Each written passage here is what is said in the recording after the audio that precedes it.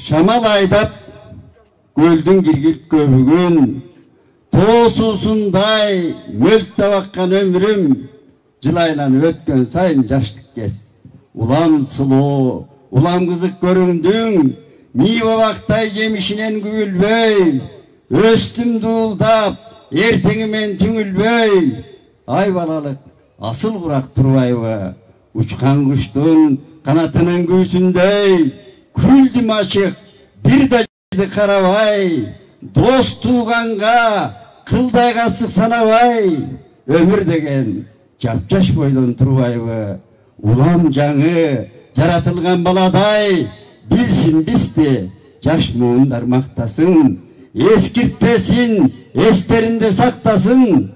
Алдыбызда өмүр турат түгөнгүс, артыбызда өлбөй турган эл калсын деген экен.